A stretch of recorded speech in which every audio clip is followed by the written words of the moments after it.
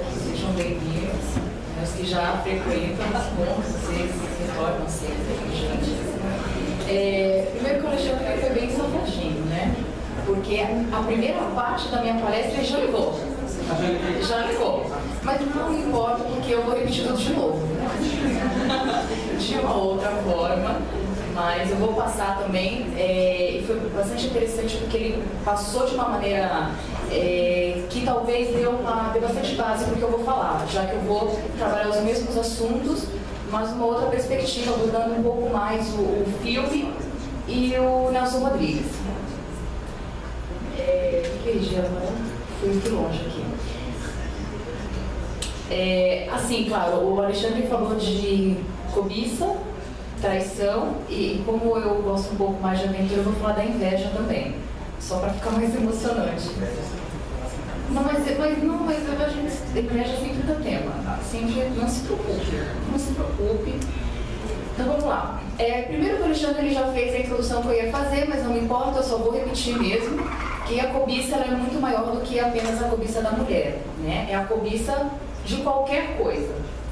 Então a palavra em si, que a gente tem que guardar, não é quem ou o que eu estou cobiçando, mas que eu estou cobiçando alguma coisa.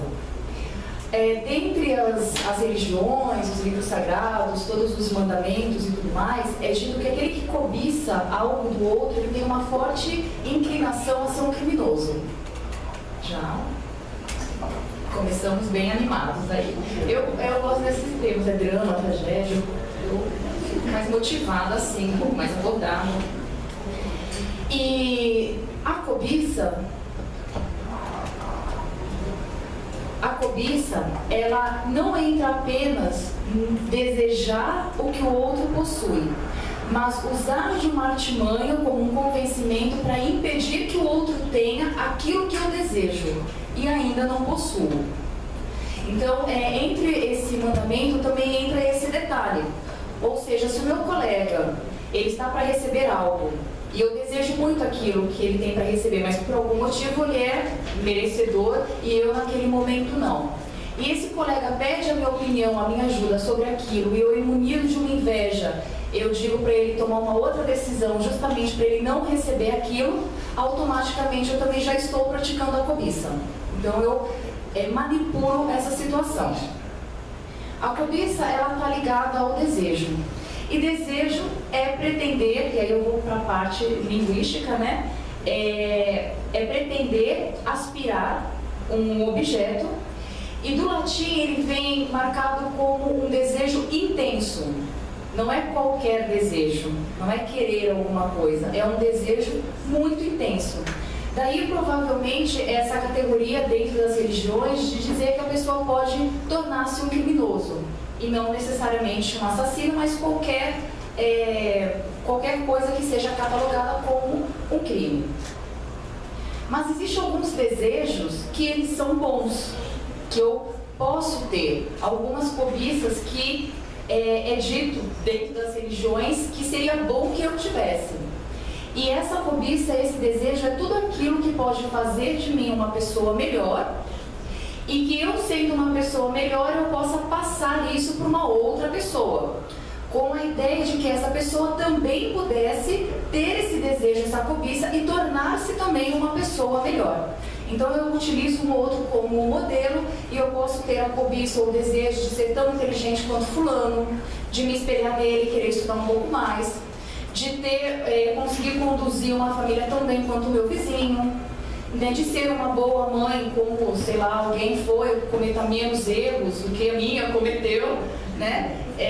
Então esse tipo de cobiça, de desejo, é dito que sim, ele é aceitável e ele seria bom que fosse cultivado. E aí esse desejo, já partindo para o lado negativo da cobiça, nós entramos em outra palavra bem legal, que é a palavra inveja. A inveja ela vem do latim, né, que é vedere. Vedere significa olhar, e o in é um prefixo negativo. Então, a união dessas duas seria ter um mau olho, né? Um mau olhar, mas não nesse sentido tão pejorativo como a gente usa, mas olhar mal aquilo que o outro possui. Já temos aí uma classificação da palavra bem óbvia até. E eu só posso desejar, ou eu só invejo aquilo do outro que é muito bom. O que é ruim a gente não deseja mesmo, entendeu? A gente deixa pro outro, coitado, né? Deixa lá com ele e eu tento ainda por cima arrancar aquilo que é bom para ele ficar pior ainda. E eu só vou desejar, ter inveja disso que é bom, se eu não me sinto satisfeita. Você pegou todas as minhas palavras, né? Exatamente. Eu olhava aqui e falava, meu Deus, para onde eu irei? Vou na cara dura e vou repetir tudo sem piedade. Então, a satisfação, ela é uma sensação. Portanto, eu tenho uma sensação de estar satisfeito ou não estar satisfeito. Não é uma verdade exata, né? Realmente, agora foi. É como você ter um outro ato, como correr ou beber água. De fato, aquilo existe, você está vendo, é concreto. A satisfação não, ela é apenas uma sensação que você tem. Então, a insatisfação é quando você, usando o mesmo prefixo negativo, é quando você tem a sensação de que você não está satisfeito. Mas você pode já estar satisfeito. A ideia de que o que você tem já é o suficiente, porque satisfação é isso, é ser suficiente, ser o bastante, é o necessário. Quando se tem a sensação de que isso não é suficiente, não é o bastante, aí eu preciso correr atrás para que eu possa obter aquilo. E muitas vezes o que você precisa é aquilo que já está mesmo, já é completo. E a mais, pior, estraga. E aí os problemas também vêm na mesma proporção. A inveja, ela também está muito ligada ao imaginário. Imaginar significa tramar. Ela também vem de uma raiz latina, do latim, e significa imitar, copiar, na sua forma e na sua aparência, determinado aspecto. Eu vou sempre voltar, tá, para que a gente possa sempre reforçar esses links. Então, eu desejo algo que eu acredito que eu não tenho, eu invejo isso, continuo sem possuir, então eu crio no meu imaginário uma situação perfeita, idêntica à do outro e me coloco nessa situação. Eu não vivo o meu desejo dentro do que eu tenho no meu ambiente.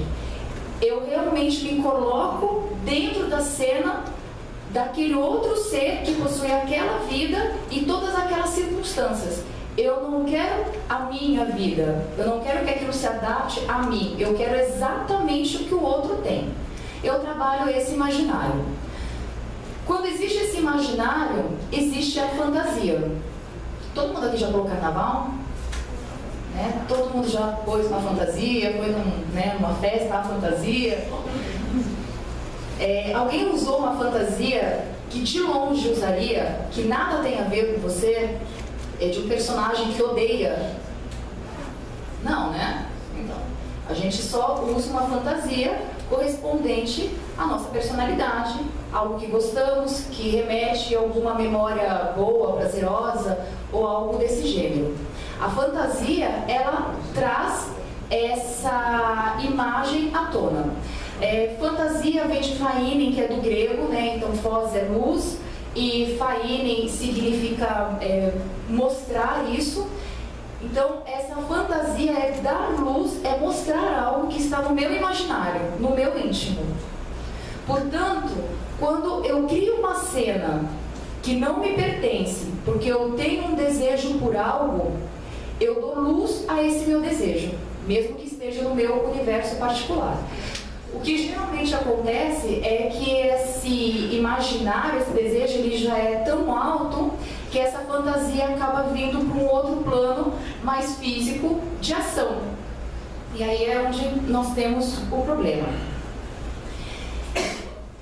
Sobre esse imaginário, essa fantasia e criar uma cena, o título do encontro de hoje, que é Perdoe por me traíres, né, desse encontro, fala de um personagem que é o tio Raul, do Nelson Rodrigues, e ele cria para si uma cena. Eu vou falar um pouco mais sobre a obra, mas só para poder fazer esse link, ele cria para si uma cena, um universo que não lhe pertence, ele tem uma inveja, ele cobiça algo, e ele cria e ele vive isso. Então, além dele trabalhar no imaginário, ele trouxe essa fantasia para a sua vida e ele vive essa fantasia.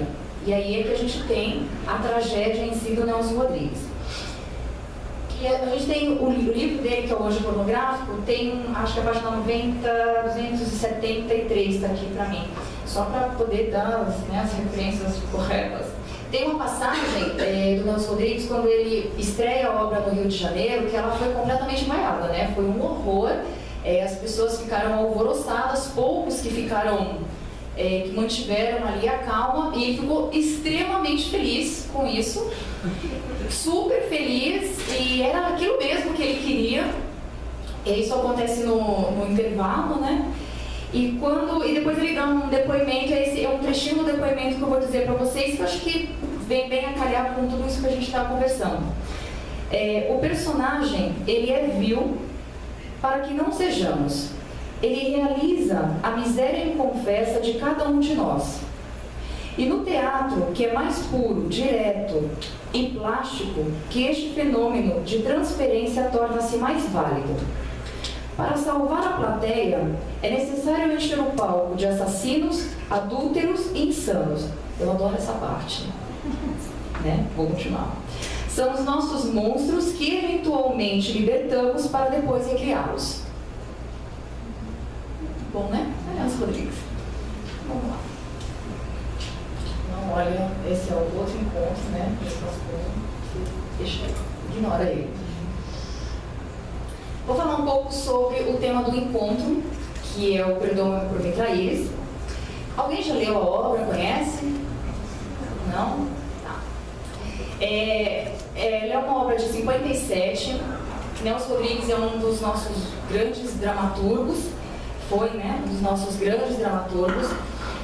A vida dele já foi uma tragédia. Ele passou por várias situações bastante complicadas, inclusive ele presenciou a morte do seu irmão. Foi um assassinato que aconteceu dentro de uma edição de um jornal. Ele vem de uma família de jornalistas, trabalhou muito tempo nos jornais cariocas, com seu pai e os seus irmãos, e ficou um bom tempo também dentro da seção de policial. E a sessão, e esse jornal, a sessão que ele cobria, era bem aquele antigo NP, Notícias Populares, Espreme e Sai Sangue, né? Que hoje a gente tem os da televisão, né? A gente tem os Cidade Alerta, essas coisas todas que fez a substituição do NP. Né? E o Nelson Rodrigues trabalhava aí, e muitas das obras que nós temos dele faz parte destes casos policiais que ele acompanhou e que ele trabalhou como jornalista. Portanto, quando nós lemos alguma coisa sobre Nelson Rodrigues, nós podemos pensar, olha, de fato, a base dessas obras vem de fatos reais. Às vezes vem um personagem, às vezes vem a base da história, às vezes é a história de 2 ou 3 personagens, e ele junta, né, casos diferentes numa mesma história, mas é só a gente pensar que tem bases reais isso. Essa obra, Perdoe por me traíres, ela faz parte das tragédias cariocas. A gente tem na livraria também o individual, que é o Perdoe por me traíres, mas tem também o teatro completo, que eu recomendo, porque aí vocês já têm um conjunto, são 4 volumes. O primeiro é um conjunto de obras que são as peças psicológicas. O segundo volume são as peças místicas, que eu particularmente gosto mais, porque elas são mais insanas. E o terceiro e o 4º volume são as tragédias cariocas. Né? No nosso caso, é o terceiro livro, que é o primeiro volume, que é onde entra Perdoe por me traíres. E onde tem muita essa base de tragédia mesmo, da questão policial, de de situações impensadas ou levadas a um extremo. E é isso, né? Bom, como a maioria, acho que praticamente todo mundo não conhece a obra, eu vou fazer uma passão só para vocês se situarem, ok? Do que se trata. Então, Perdoe por Me Trair é uma peça que tem dois personagens principais, que é Glorinha e Tio Raul. Você já leu, Alexandre? Não? Você vai gostar. Glorinha e Tio Raul. Glorinha, a primeira informação que nós temos é que ela é órfã. Depois a gente vai saber que, na verdade, a gente não sabe o paradeiro do pai, mas a mãe dela se suicida, né? E ela é cuidada pelo tio. Esse tio, ele é o irmão do pai dela. A história começa porque Glorinha tem uma amiga chamada Nair. Essas personagens, elas aparecem em outras obras do Nelson Rodrigues, bastante pertencente às tragédias cariocas mesmo. E começa a exposição para nós com essas duas garotas indo a uma casa de prostituição. A amiga dela já se prostitui numa casa conceituada, né, do Rio de Janeiro, frequentada por políticos, por pessoas da alta, alguns policiais, algumas pessoas desse meio, por isso que a casa ela era bem guardada e não era fechada. Nelson Rodrigues coloca essas duas meninas numa idade aproximada aí de uns 14 anos e a característica de figurino delas é que elas estão vestidas como colegiais. Trabalha toda a fantasia.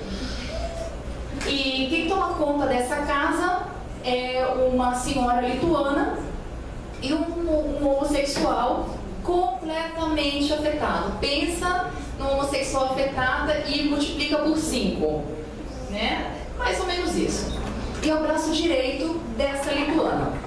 E o primeiro programa da Glorinha é com um deputado, um velhinho caquético já, que ele mal consegue com ele. E ele é vizinho da Glorinha, né? Então ele sempre vê a menina e tal, e a Glorinha pede para a amiga para levá-la a essa casa de prostituição e tudo mais. Elas calculam a aula e vão para esse prostíbulo. Enfim, não vou entrar muito em detalhes na questão do programa dela. E aí meio que no meio do fim, a Nair ela precisa ir para uma clínica clandestina de aborto. E ela pede para a amiga ir junto, porque ela tem medo de morrer sozinha. Isso é algo recorrente nas obras do Nelson Rodrigues. Os personagens, eles estão para morrer, eles não querem morrer sozinhos, então eles sempre pedem para alguém ir junto para esse momento, quase uma sessão espírita, um momento de passagem, né? Então vamos, alguém comigo. E a outra parte também que acontece bastante é essas pessoas, quando elas estão morrendo, pedirem para receber um beijo, né, na boca, que é o último beijo delas. Então isso aparece em Beijo no Asfalto e em outras obras do Nelson. E a Glorinha vai morrendo de medo de que o tio descubra tudo, né? Porque é um momento que ela cabula a aula, e nesse cabular a aula, num espaço de 3, 4 horas, ela cabulou, ela fez um programa e ela foi numa clínica de aborto. É muita informação, né? Para tão pouco tempo, ou seja, não foi o dia inteiro, foi só a parte da manhã. E ela vai para essa clínica, acontece um procedimento errôneo ali, porque como ela vinha dessa casa de prostituição, a Nair, então essa casa, né, a Madame Lupa, que é essa lituana, ela paga esse aborto.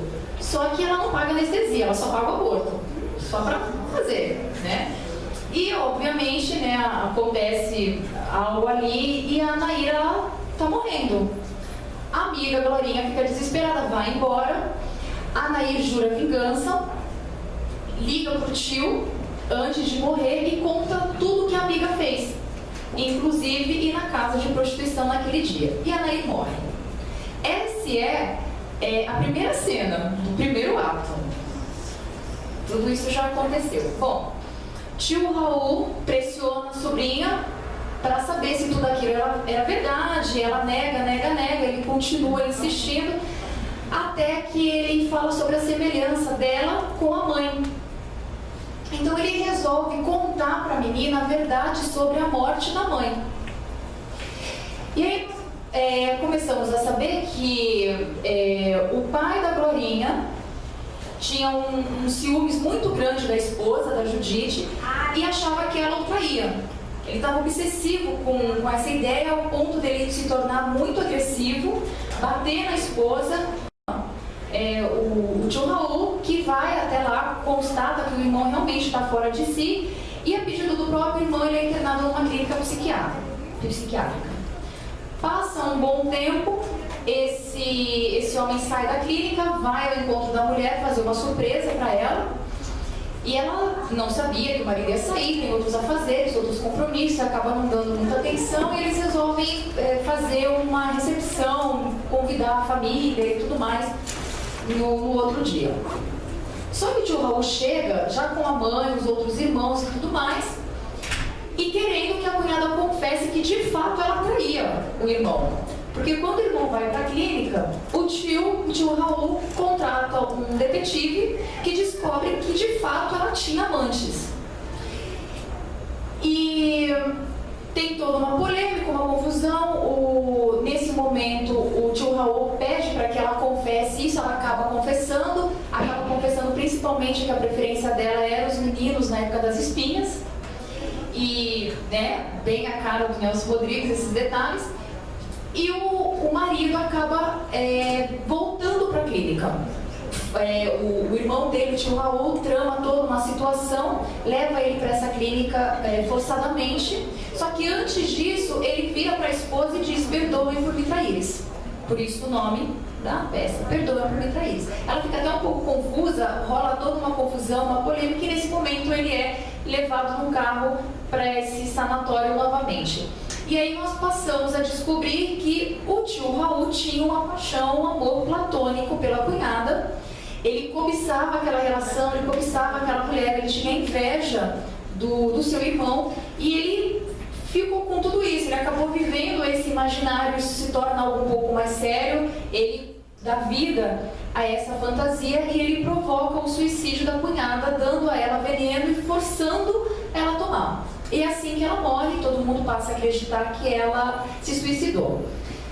Lá no meio da peça tem um diálogo que algumas pessoas não dão muita importância. Eu achei que uma ou duas pessoas que de fato fazem um comentário mais próximo, mas que eles dizem que no momento que a Judite está morrendo, o tio Raul dá um beijo na boca dela, como assim, o último beijo e o primeiro beijo dele com ela.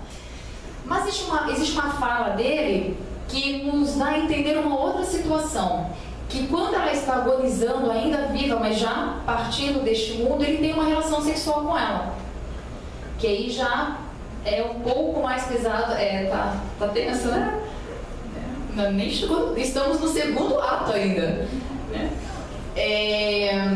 Então nos dá essa ideia, que também é uma marca do Nelson Rodrigues, trabalha muito com essa questão sexual, a morte, ele resgata um pouco do nosso movimento ultra-romântico.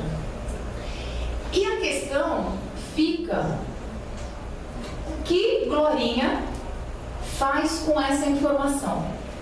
Tio Raul diz para ela depois que ele criou ela para ele, e que ela lembra exatamente a mãe.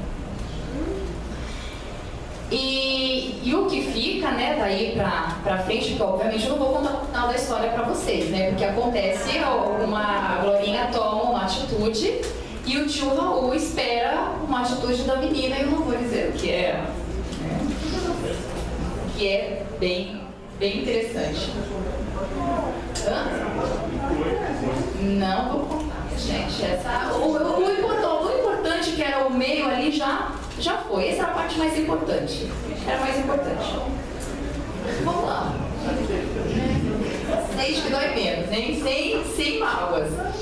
Bom, já temos uma noção de toda a história, porque o que mais nos interessava era realmente essa relação do tio Raul com o irmão e com a sobrinha. E essa transferência que ele faz da mãe para a filha, da cunhada para a sobrinha. Vamos para o título então. Perdoa por me trair. Para que eu possa entender o título, eu preciso dividir essa oração. Perdoa-me, tá fácil, não é?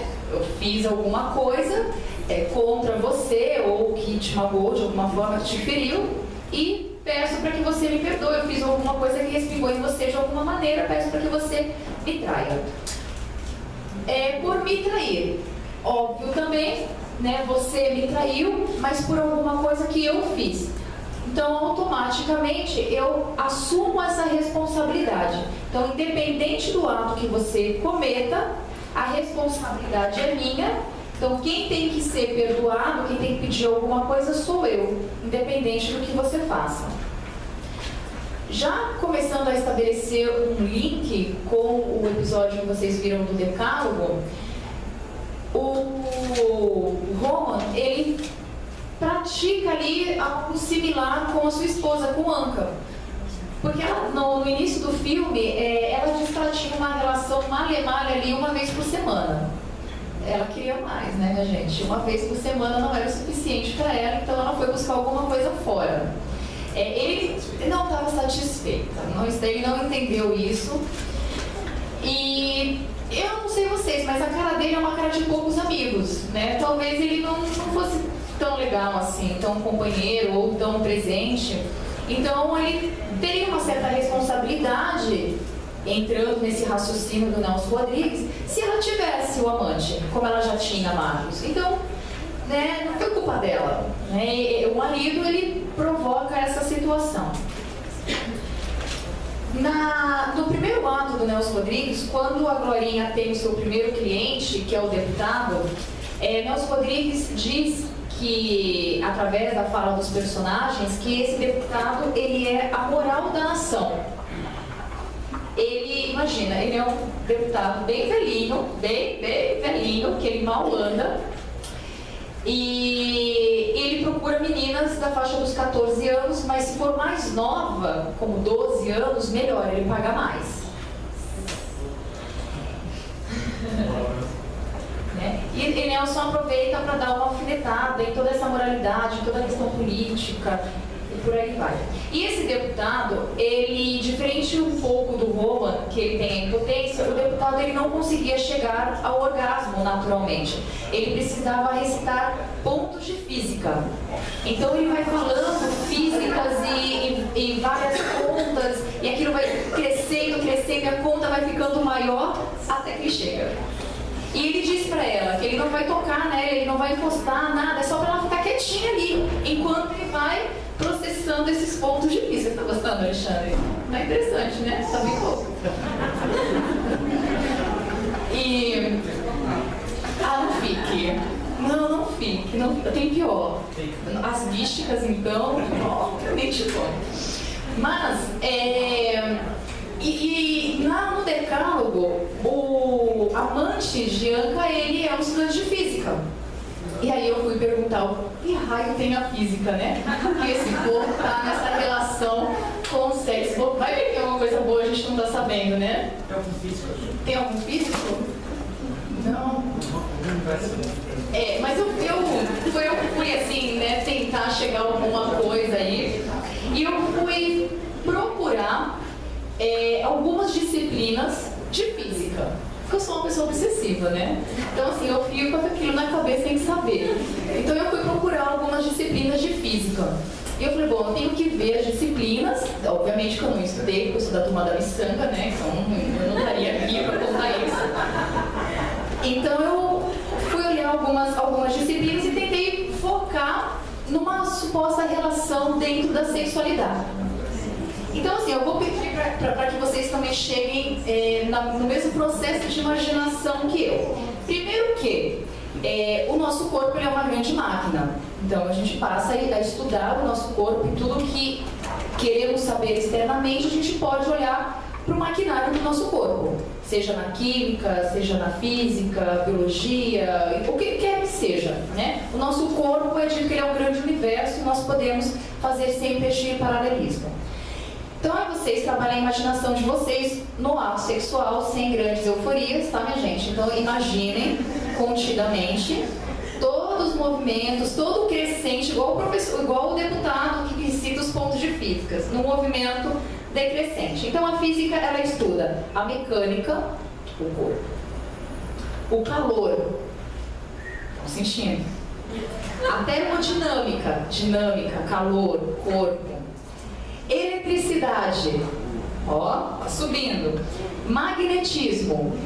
E aí termina nos movimentos ondulatórios. Acho que tem alguma coisa por ali, né? Tem alguma coisa ali. Muito bem. Bom, então a gente já estabelece a primeira conexão, as duas primeiras conexões, na verdade, entre Decálogo e o Nelson Rodrigues, que são algumas transferências, a questão da culpa, do perdão, da responsabilidade e a física. Então vamos para o Decálogo, né? Todo mundo, a maioria que estava aqui, viu o filme. Primeiro que no Decálogo nós temos um triângulo amoroso. Nas minhas aulas de primário de matemática era intersecção, né? Roma com a sua esposa, Anca. Anca tem um amante que é Marcos. E Ron tem alguma coisa com uma paciente que não é a dele. Ou eu estou enganada? Não é dele a paciente, né? Acho que não é a paciente dele. E a gente não sabe exatamente se teve uma fera, alguma coisa assim, mas tem um clima que acontece entre essa moça e o médico. Então nós temos, cada um está buscando de um outro lado que não é dentro da sua própria relação. Aparentemente a condição deles, né, do casal de Roma e Anca, é uma condição boa. Eles estão ali no mesmo condomínio, mas a gente percebe que, embora a casa deles seja pequena, comparada a outros episódios, outros personagens, eles possuem um certo conforto. Ela tem um bom emprego, né, trabalha ali para uma companhia aérea. A gente acaba acompanhando a casa da mãe, que ela usa ali também. É uma casa ampla, uma casa muito boa, até melhor do que a dela. Entendemos que ela vem de uma família também relativamente boa, eles são instruídos, então. E o que surge ali inicialmente seria um dilema moral, né? Ele tem um problema e ele fala para ela: olha, você pode ter um amante. E uma das coisas que nós nos perguntamos é: ele pode pedir para que ela tenha um amante? Né? É direito dele pedir que ela pratique uma traição, que ela se exponha, que ela coloque a moralidade dela em xeque, né? Que ela estaria, se a gente for pensar dentro de uma questão assim de traição, de você não estar sendo honesto com a pessoa, tudo bem, a pessoa te pediu, mas ele tem o direito de pedir para que ela se exponha dessa maneira, colocando a relação sexual com tudo, né? E ela deixa bem claro que o sexo não é tudo. E ela teria essa condição, ela poderia chegar e falar: não, tudo bem, ele está me liberando, né? Tem uma galera que ia gostar disso, né? Está me liberando, opa, agora eu vou praticar esse poliamor neste momento, né? E a questão dela seria essa: ele está me liberando, mas eu posso expô-lo a isso? Por mais que seja um segredo, que, enfim, que ninguém nunca saiba e que ela tenha um amante o resto da vida, ela acaba pisando nele, né? Fazendo algo negativo. E ela tem tanto essa consciência que é justamente o que ela não faz. Então, no momento onde ele diz para ela ter um amante, é quando ela rompe com esse amante. É onde a relação que ela tem com o marido dela realmente se manifesta como algo além de uma questão sexual, mas uma relação de casal, uma relação entre pessoas que se conhecem muito bem. Tanto que o Roman, ele tem ciúmes, mas os ciúmes dele não é com a esposa, porque ele sabe muito bem quem é a esposa, ao ponto dele pedir para ela. Nós não vemos uma crise do casal, uma crise dele com o marido ou dela com o esposo. A questão não é essa. A questão é que ele não pode oferecer, não pode estar para ela como homem, e acredita que isso possa prejudicá-la, ou seja, a preocupação dele é com ela. E ela, por outro lado, tem a preocupação de que ele esteja bem. Então eu não vejo isso como uma crise, né, ou casamento, uma coisa assim. Mas isso mostra que eles se conhecem muito bem e se querem muito.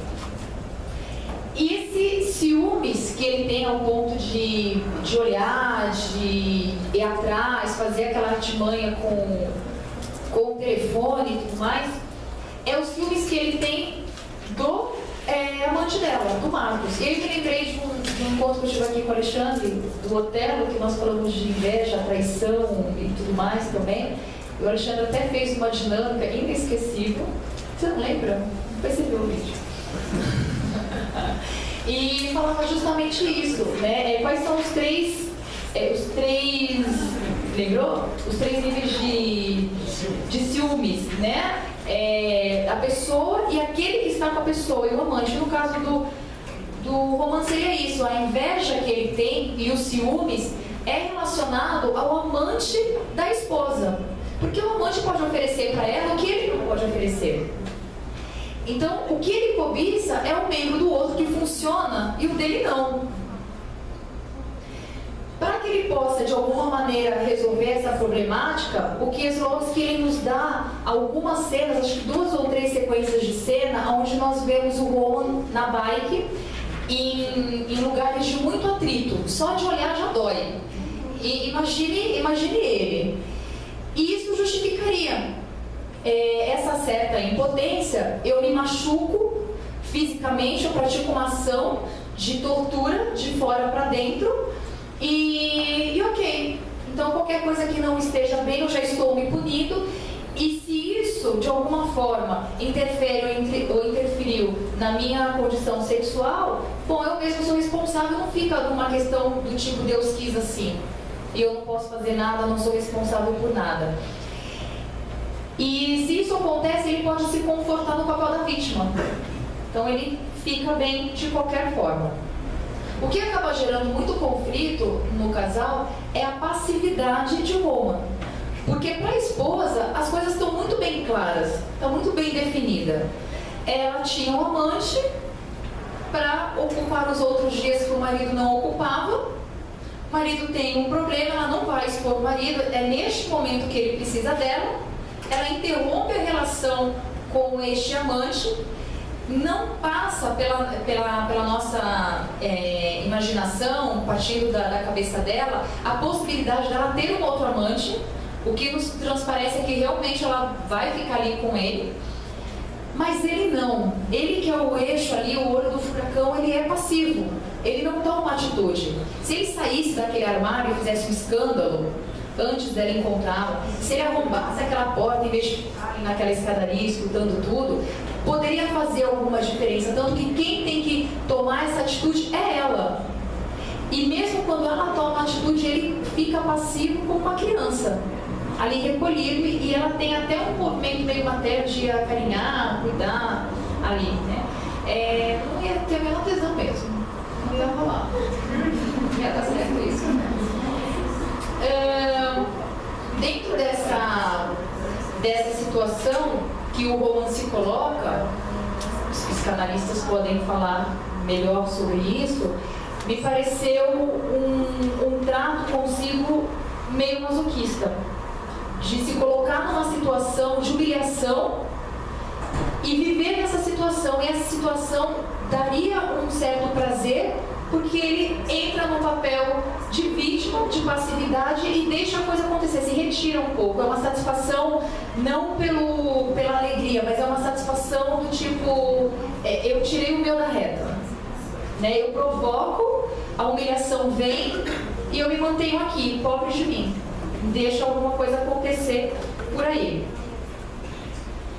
Existe uma conexão entre casal, e o Kieslowski ele nos coloca isso como uma conexão metafísica, justamente para mostrar de que esse casal não é um casal que está numa crise matrimonial e, enfim, que eles precisam resolver isso e vão se separar e blá blá blá blá blá. Não, eles possuem uma conexão, e isso vai além da fisicalidade. Quando ele recebe a notícia do seu best friend, né, vocês viram que cara de amigo que ele tem, então que ele fala depois, eu não quero esse médico, eu quero outro, né? Ele recebe a notícia da impotência dele, a sua esposa, ela tá ali dormindo e ela dá uma sensação de que ela teve um pesadelo, um sonho incômodo, ela tem esse clique. Depois, tem um outro momento que é quando ele chega, é uma chuva torrencial e ela diz que escutou o carro e percebeu que ele estava ali embaixo e tudo mais. Então ela tem esse sentimento de que alguma coisa está acontecendo, mas ela também não pergunta, ela entende que é alguma coisa muito séria e ela dá o espaço para que ele possa falar isso para ela. E o Kieslowski é o porta-luvas, né?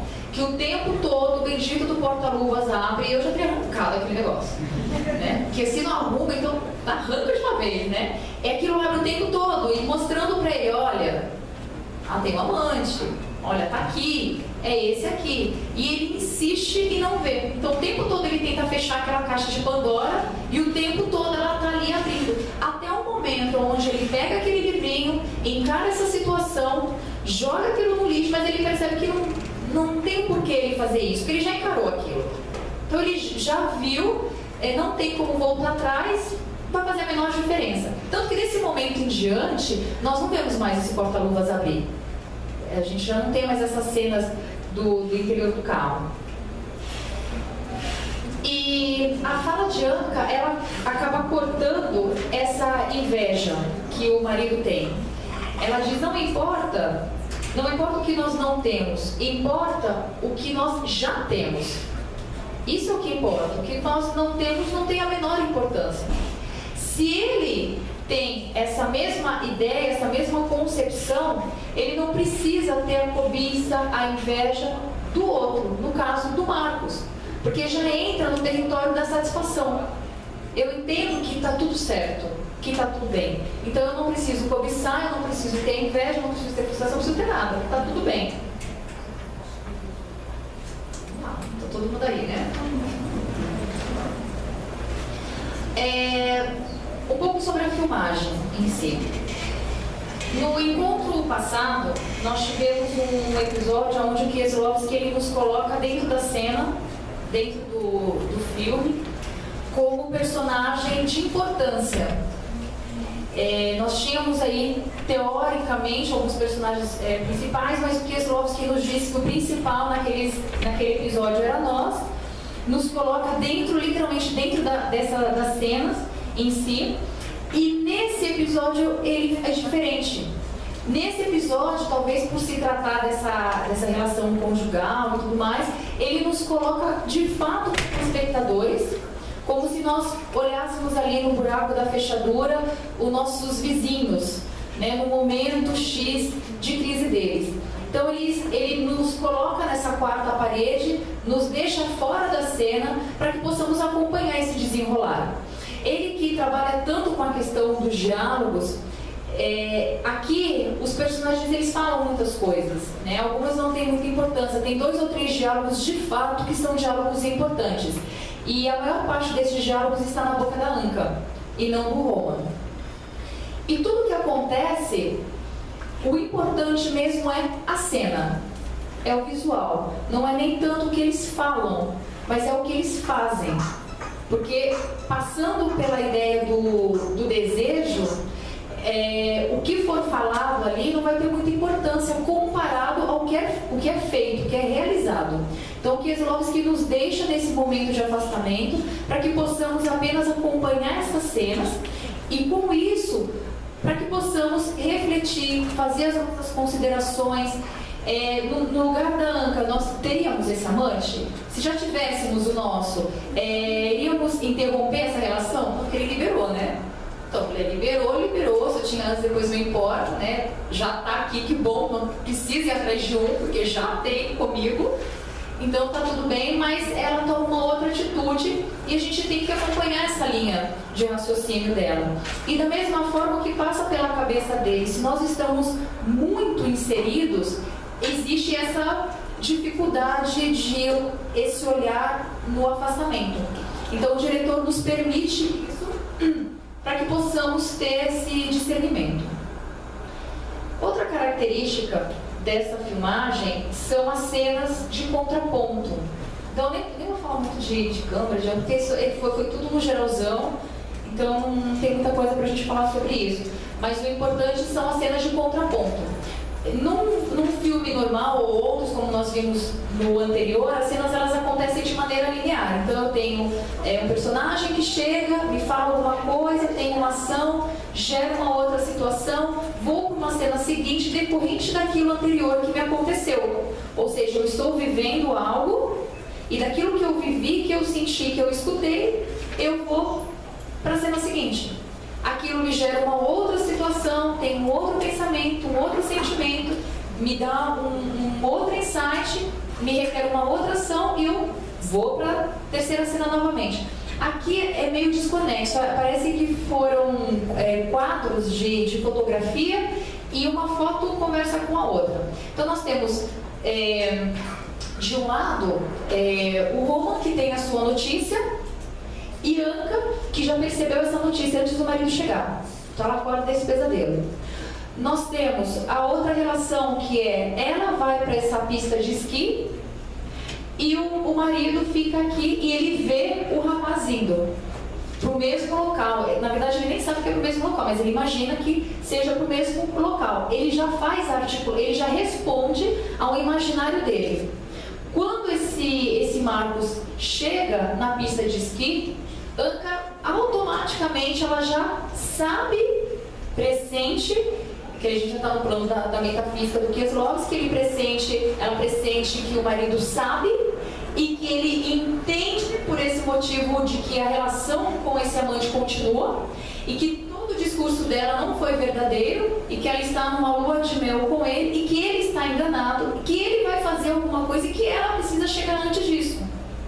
E aí o que ele faz? De fato, aquilo que ela está pensando. Então, é uma cena que conversa com a outra, gera um movimento, mas anteriormente a isso, esses personagens não fizeram ou não tiveram uma ação, uma reação que gerasse isso, porque não houve um telefonema dele com ela. Você tem um amante aí? Você me enganou? E aí ela fica desesperada. Não. É tudo o que nós, como espectadores, vemos no momento, é o que aquele outro personagem vai reagir no outro. Mas se nós pensarmos em personagem, eles não sabem um do outro, né? Então, Kieslowski nos dá essa oportunidade de trabalhar junto com ele nesse afastamento.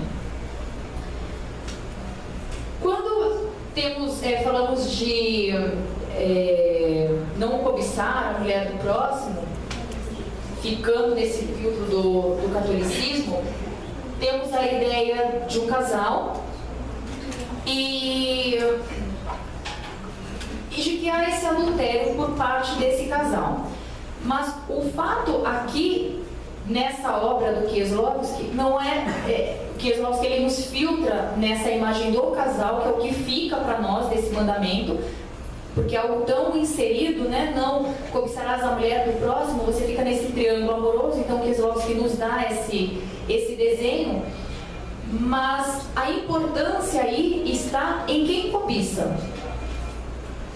E da mesma forma como Nelson Rodrigues colocou uma oração na boca de um personagem que leva o nome da sua obra, que nós precisamos dividir essa oração como perdoa-me e depois por me traíres, né, que eu tenho a pessoa que faz o ato e a pessoa responsável. Da mesma forma, o Kieslowski faz a separação disso. Ele coloca o Marcos, que é o amante, como aquele que cobiça. Ele cobiça a Anka ao ponto de provocar quase uma tragédia. Mas ele não é a pessoa de tamanha força aí. Porque ele cobiça, mas é por um capricho. Porque ele não tem essa necessidade, ele nem sequer tem a inveja do marido dela. Ele simplesmente quer aquela mulher. Ele cobiça lá, deu uma vontadezinha e ele cismou com ela. Mas quem carrega o outro lado da cobiça, que é a inveja, é o marido de Anka. Então nós temos no mesmo mandamento essa fragmentação em dois personagens dentro da obra do Kieslowski. Um que cobiça, que é o amante, e o outro que de fato tem a inveja, que é aquele que está sendo cobiçado, que parece até meio paradoxo. E é isso, minha gente. Já? Acabei. Calma.